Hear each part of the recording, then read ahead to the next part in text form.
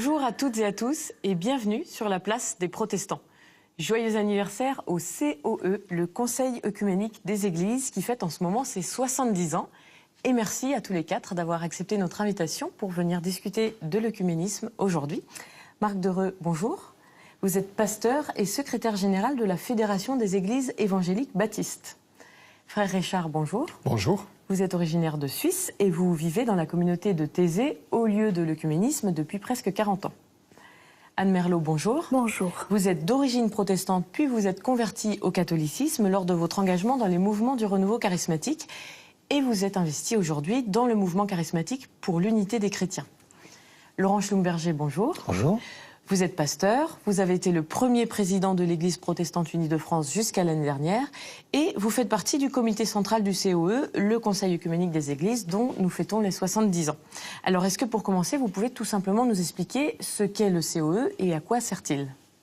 C'est simple, le Conseil œcuménique des Églises, c'est une communauté d'églises qui ont décidé en 1937, mais à cause de la Seconde Guerre mondiale, ça s'est réalisé en 1948, de vivre ensemble leur commune vocation, comme ça a été dit à ce moment-là.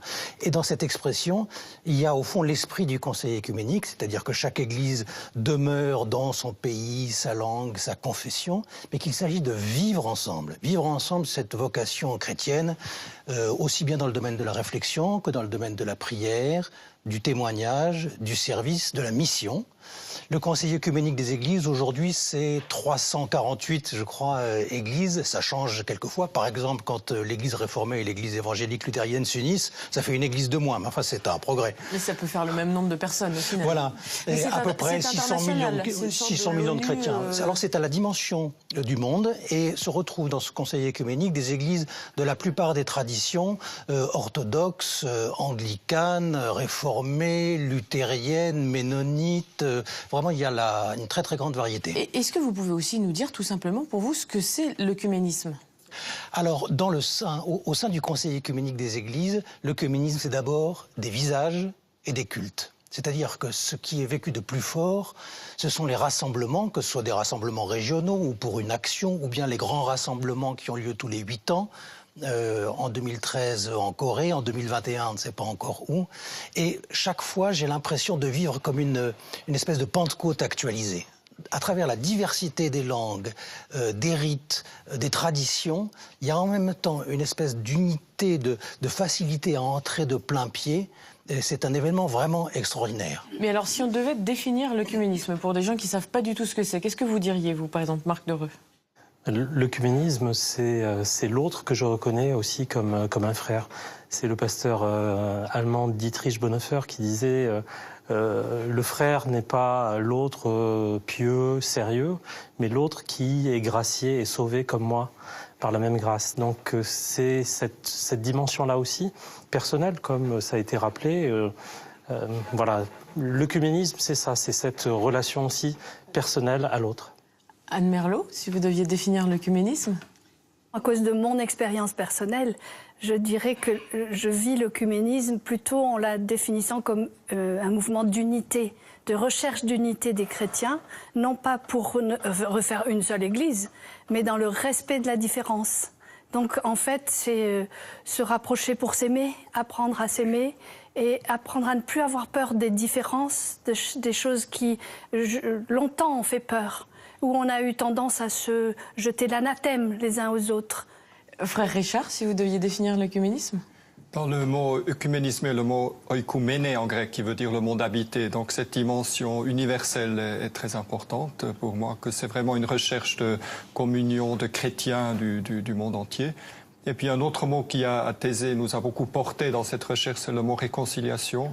Parce que pour l'accueil, l'œcuménisme, c'est aussi s'accueillir les uns les autres comme frères et sœurs dans le Christ. Et il y a toujours des choses à pardonner aussi pour pouvoir s'accueillir. Et du coup, le mot réconciliation va avec. et c'est toujours en vue de la paix. L'Église catholique ne fait pas partie du COE. Le Vatican a juste un poste d'observateur. Pourquoi ce choix? Alors, ce choix date de la fondation du Conseil œcuménique. À l'époque, l'œcuménisme n'était pas quelque chose d'évident comme ça l'est pour beaucoup de chrétiens. En 1948, c'était quelque chose... Le Conseil œcuménique était vraiment en pointe à ce moment-là. Et puis, si aujourd'hui, par hypothèse, l'Église catholique rejoignait le Conseil œcuménique, il y aurait une question de déséquilibre numérique aussi. Donc, vous voyez, il y a des différences de compréhension de ce que c'est que l'Église et puis de nombre qui font que ce serait quelque chose de problématique en soi. Mais de fait, l'Église catholique est associée à peu près à tous les programmes et à toutes les activités du Conseil œcuménique des Églises. Donc moi, je dirais même plus que l'Église catholique ne fait pas partie du Conseil œcuménique. Elle a un statut un peu particulier. D'ailleurs, vous allez à Genève là, dans quelques jours pour l'anniversaire du COE et le pape François va venir vous rendre visite. Le thème de la visite, si j'ai bien compris, c'est marcher, prier et travailler ensemble. Voilà, c'est bien ça? Tout un programme et c'est très simple au fond comme programme. C'est une grande joie que le pape ait accepté cette invitation et qu'il manifeste ainsi ce qui est à mon avis le grand défi de l'écuménisme pour aujourd'hui et pour demain, qui manifeste ainsi de manière visible l'unité des chrétiens. Alors, avant d'aller plus loin dans la question du dialogue entre protestants et catholiques, on peut peut-être rappeler quelles sont encore les grandes différences entre ces deux familles aujourd'hui. Nous avons demandé à Agnès von Kirchbach, pasteur, de se livrer à ce difficile exercice d'explication en un temps très court. Qu'est-ce qui sépare actuellement les catholiques et les protestants? Tout d'abord, l'histoire. Séparés depuis 500 ans, les protestants et les catholiques romains, contrairement aux anglicans et aux orthodoxes par exemple, qui confessent leur Église comme catholique mais ne disent pas romains, se sont habitués à vivre les uns sans les autres. Ensuite, des convictions théologiques. L'importance du Christ. Au cours de la messe, Marie, Joseph et d'autres personnages marquants de la vie de l'Église, comme les saints, sont mentionnés. Pendant le culte protestant, ils ne le sont pas. Le pasteur et le prêtre. Pour les catholiques, le prêtre est différent des autres baptisés. Pour les protestants, être pasteur est une simple fonction. Cette distinction a des conséquences importantes sur la gouvernance des églises. Chez les protestants, tout baptisé peut être appelé aux instances de gouvernement. Alors que du côté catholique romain, les décisions importantes sont prises par un clergé uniquement masculin. Autre conséquence, depuis le XXe siècle, les églises protestantes admettent des femmes comme pasteurs, alors que chez les catholiques romains, l'ordination à la prêtrise demeure réservée à des hommes et dans le rite latin à des hommes non mariés. La cohésion interne à l'Église. La communion avec l'évêque de Rome, le pape, est constitutive de l'Église catholique romaine. Tandis que pour les protestants, l'Église se construit d'abord localement, puis régionalement et nationalement. Au-delà des frontières, les protestants ne disposent d'aucune structure autre que fédérative. Grandir dans la foi. Catholiques romains et protestants sont néanmoins d'accord sur plusieurs points. L'engagement pour le prochain, la prière, la lecture et la méditation de la Bible, les célébrations liturgiques, cultes ou messes, un rendez-vous qui réunit la communauté de manière collective et régulière. Les désaccords se situent au niveau des gestes liturgiques appelés sacrements, et le signe le plus visible aujourd'hui des questions non résolues se vit pour les croyants autour de l'accueil accordé ou non à la table de communion. Alors, dans ces différences qui viennent d'être évoquées, ou dans d'autres différences, quels sont selon vous les freins aujourd'hui au dialogue interconfessionnel, à l'œcuménisme? Alors je pense qu'il y a l'ignorance des uns et des autres. L'ignorance, c'est parfois aussi la majorité. C'est-à-dire quand on se croit tellement majoritaire qu'on n'a pas besoin des autres aussi. Donc on n'a pas besoin d'aller à la rencontre des autres qui se définissent aussi peut-être comme chrétiens. Là, c'est presque nominatif comme sous-entendu. Non, c'est pas que nominatif, puisque en tant que baptiste, je vais pas parler pour la France, mais je peux parler peut-être pour d'autres pays où le baptisme est majoritaire et où l'œcuménisme se vit pas forcément de la même manière aussi dans des situations majoritaires. Quand on est majoritaire, parfois on a moins besoin d'aller à la rencontre des autres parce qu'on a l'impression de tout avoir. Donc ça peut être aussi un frein. Je crois que ce qui peut faire obstacle, quelle que soit la famille dans laquelle on se sent chez soi ou à l'aise, la famille spirituelle, je veux dire, ce qui peut faire obstacle, c'est quand on se dit que l'expression de foi de l'autre n'est pas authentique. Mais à partir du moment où je prends conscience que l'expression de la foi de l'autre est authentique, Même si elle est différente de la mienne. même si elle est différente de la mienne, et ça ne veut pas dire que toutes les expressions sont authentiques. Hein. Il y a tout un travail aussi sur les limites de l'écuménisme. Mais si l'expression de l'autre est authentique, alors ça vient me rencontrer, ça vient me percuter, ça vient me présenter un visage du Christ auquel je ne suis pas habitué, et ça me renouvelle dans ma propre foi. Et ça peut enrichir aussi? Bien sûr, ça peut enrichir, peut-être plus encore qu'enrichir, décaper, épurer, affiner ma propre foi, ma propre expression de foi. Mais au risque aussi que ça remette en cause. Bien sûr, mais ça peut être très positif d'être remis en cause, en tout cas par moment. Et au fond, l'écuménisme déplace dans les relations et me déplace dans ma relation à Jésus-Christ. Je crois que nous avons parfois peur de nous laisser transformer par une rencontre. Ça, c'est un obstacle, parce que toute vraie rencontre, en fin de compte, change quelque chose.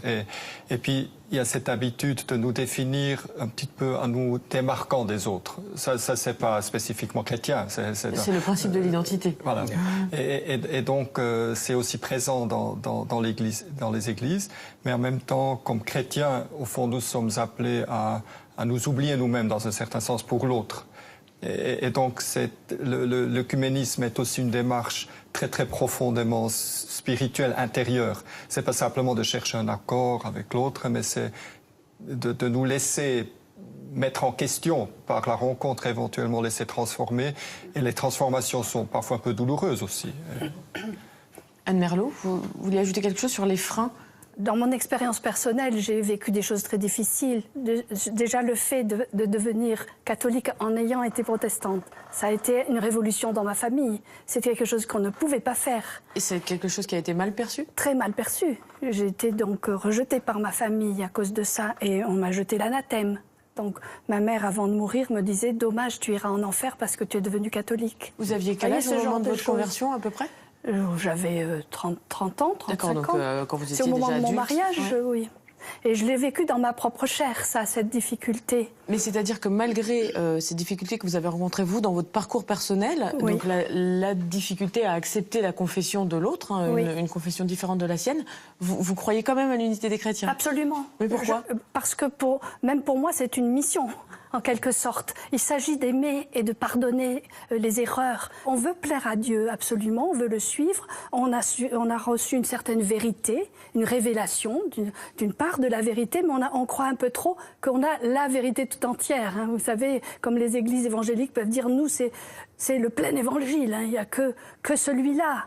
Et les autres ne peuvent pas y avoir accès. Il y a ce danger-là. Ça, c'est des freins énormes, mais qui viennent de ce qu'on ne sait pas à quel point un évangélique qui prie le Seigneur et qui est vraiment plongé dans la Bible, etc., aime le Christ aussi bien qu'un catholique qui va être attaché au sacrement et qui va être fidèle à l'enseignement du pape, etc.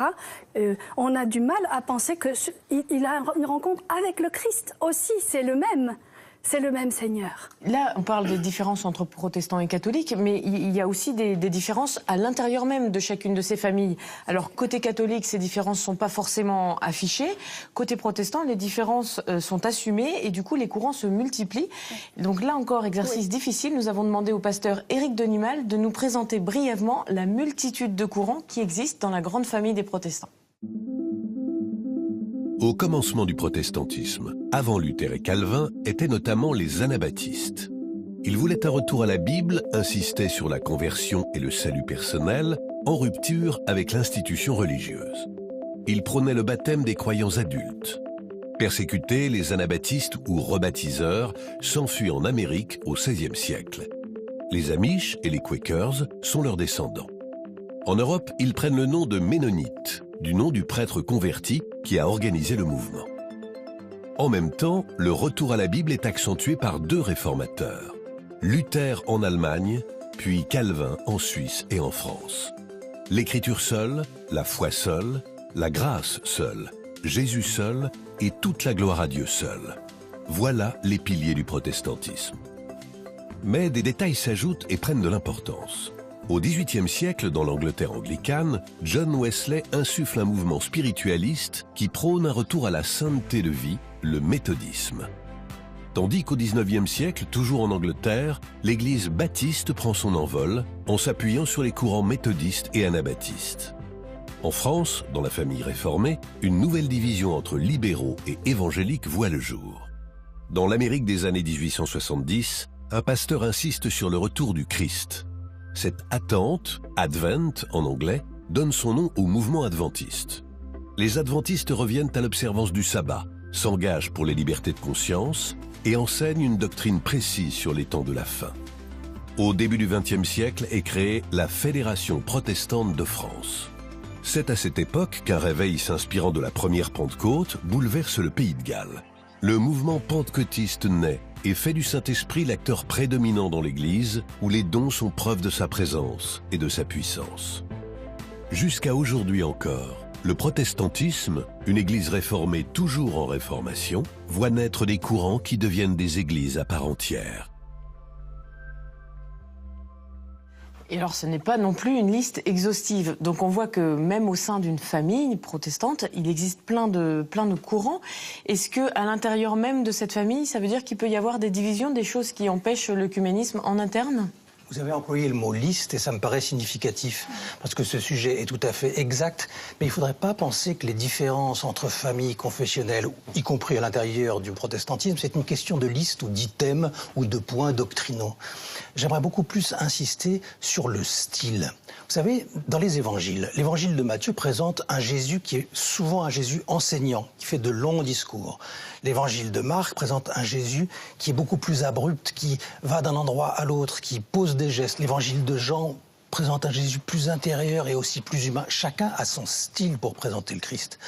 Moi, je trouve que dans le protestantisme, et plus largement, les différences d'un courant à l'autre, d'une église à l'autre, et à l'intérieur de chaque église, ça tient plus à des questions de style. L'un sera un peu plus intellectuel, l'autre sera très enraciné dans une expérience spirituelle qui marque toute sa vie et qu'il a faite brutalement.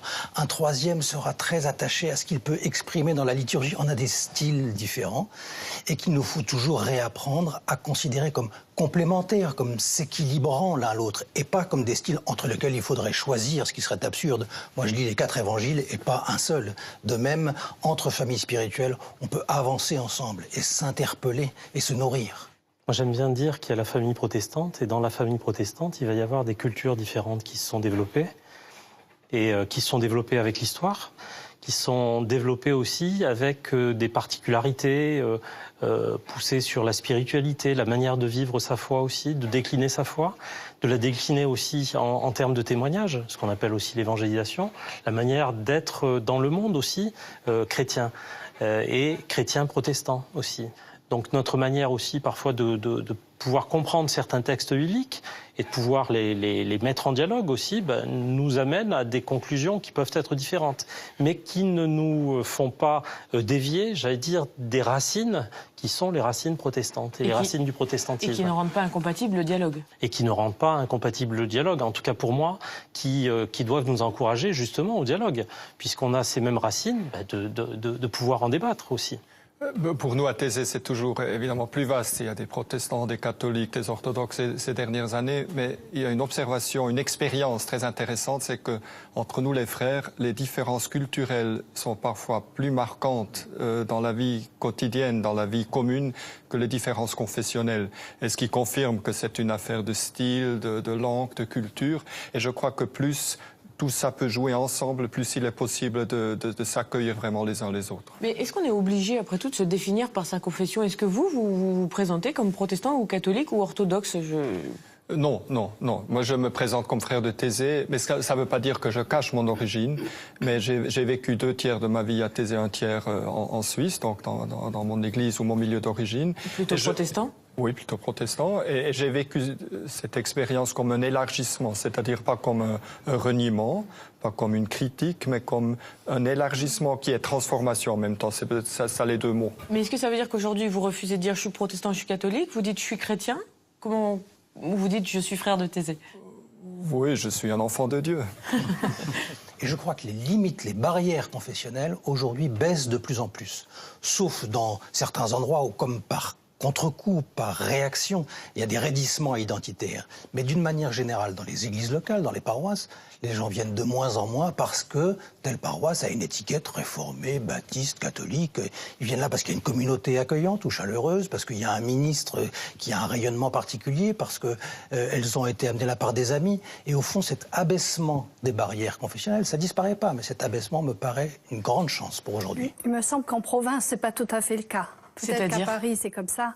Mais dans les petites paroisses, par exemple, moi j'habite dans un village où il y a une petite paroisse qui rassemble tous les villages alentours et tout ça. Les gens ne connaissent pas du tout l'œcuménisme, ils ne connaissent pas du tout les protestants, ils ne savent rien de tout ça. Je vais assez souvent dans des églises évangéliques, etc., là où je suis appelée aussi pour prêcher ou comme ça. En permanence, ces gens-là me disent « Mais pourquoi est-ce que tu restes catholique ? Regarde, tu prêches comme une évangélique. Pourquoi est-ce que tu restes catholique ? Tu ne dois pas rester. » Et qu'est-ce que vous répondez ? Alors moi, j'ai tous mes arguments. Qu'est-ce que vous dites ? J'ai beaucoup d'arguments et où je leur dis d'abord, c'est ma vie privée, ça ne vous regarde pas. C'est un choix personnel que j'ai fait où j'ai obéi. Pour moi, j'ai obéi à l'Esprit Saint. Vous pensez obéir à l'Esprit Saint en me disant ce que vous dites là parce que vous voulez défendre une certaine vérité. Moi, j'ai pas de vérité à défendre.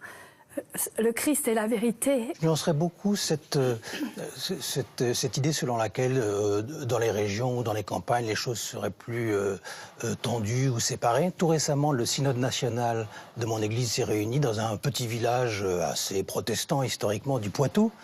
Mais les communautés catholiques locales ont été enchantées de mettre la main à la pâte, de contribuer à l'accueil des 200 délégués, ont proposé des services. Elles étaient ravies justement de pouvoir vivre quelque chose ensemble. C'est beaucoup une affaire de circonstances.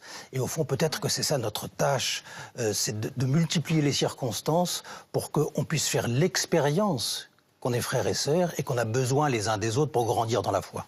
Je pense qu'on aurait tort de centrer l'œcuménisme et le vécu ensemble, en tout cas chrétien ensemble, uniquement à travers les célébrations, qui sont souvent des repoussoirs en fait pour les membres de nos églises. Mon vécu en tout cas de l'œcuménisme, il a été tout d'abord, quand j'étais pasteur à Lille, sur le terrain, à travailler auprès des plus pauvres. Et on ne se posait pas la question de savoir si l'un était catholique, baptiste, réformé, luthérien. On était au service du plus pauvre. Et ça ne nous empêchait pas ensuite de pouvoir discuter de nos différences théologiques, mais dans le respect de ce qu'on avait servi ensemble. Et je pense que l'œcuménisme a intérêt à se construire de plus en plus dans cette dimension-là. Richard ? Je suis tout à fait d'accord que c'est souvent le service des plus pauvres qui nous réunit, ou l'accueil des réfugiés là, ces derniers temps, la lecture de la Bible. Mais j'aimerais quand même aussi dire que la prière commune, la célébration commune est très importante, en tout cas dans un lieu comme Thésée, mais pas uniquement, aussi lors des rencontres que nous organisons dans une ville. En tout cas, Thésée est la preuve vivante que c'est possible de prier ensemble. D'une part que c'est possible, et aussi parce que c'est une prière très simple, donc il n'y a pas de prédication, il y a très peu d'affirmation d'une certaine identité ou d'une certaine doctrine, parce qu'il y a quelque chose avant, c'est pas qu'on enseigne ensuite la Bible dans des introductions, des études bibliques, mais la prière, c'est d'abord se laisser accueillir par Dieu. Or, l'œcuménisme, en fin de compte, c'est de se laisser accueillir ensemble par Dieu, sous un même toit, parfois on dit à Thésée, ou dans sa même maison. Et je crois que cet élément de se laisser accueillir par Dieu est fondamental pour s'accueillir les uns les autres. Mais concrètement, pour les gens qui ne sont jamais allés à Thésée, comment ça se passe ? Les cloches sonnent 3 fois par jour, et puis il y a les frères, et c'est en fait notre prière monastique, si vous voulez, avec les chants des psaumes, avec des chants simplifiés dans beaucoup de langues, des longs temps de silence. Et donc, notre expérience, c'est que des chrétiens d'origine très très diverses, et même des non-chrétiens, se sentent accueillis. Et c'est ça le fondement de tout. Et ensuite, il y a différentes célébrations quand il y a la question des sacrements. Mais c'est d'abord cette prière commune très simple et joyeuse aussi, je dirais. Elle est simple, méditative et joyeuse. Anne Merlot. Moi, je dirais la même chose. Ce qu'on vit dans les mouvements qu'on dit d'unité des chrétiens, où on fait des grands rassemblements. Où vous exercez, vous, un ministère d'accompagnement ? Moi, j'exerce un ministère là. On m'invite souvent pour prêcher dans ce cadre-là, où on peut prêcher avec un prêtre qui va prêcher. Moi, je vais prêcher. Un pasteur va prêcher, ou un protestant tout simple laïque va prêcher. Et on apprend les uns des autres à se respecter, à ne pas imposer quelque chose qu'on croit être identitaire. Et ce qui fait le bonheur de ces choses, c'est, comme vous disiez, la joie. Parce qu'en fait, ce qu'on fait, c'est qu'on loue beaucoup ensemble. Et on loue le même Dieu. Et là, il y a terrain d'entente. Et là, en général, c'est souvent beaucoup de catholiques qui se réunissent dans ce genre de choses, ou des évangéliques nous rejoignent aussi. Mais ce sont des chants évangéliques qu'on chante en général. Parce que, pour la louange, ce sont des chants protestants et évangéliques qui sont les plus porteurs de la parole de Dieu. Et on apprend à se respecter. Je me rappelle là, par exemple, il y a un rassemblement qui se fait régulièrement à Toulon, qui s'appelle Sous la tente de l'unité. Enfin, voilà, on se réunit là. Et il y a des gens qui prient les uns pour les autres. Hein. Il y a des équipiers de prière. Si les personnes ont besoin de prière, on les confie à des équipiers.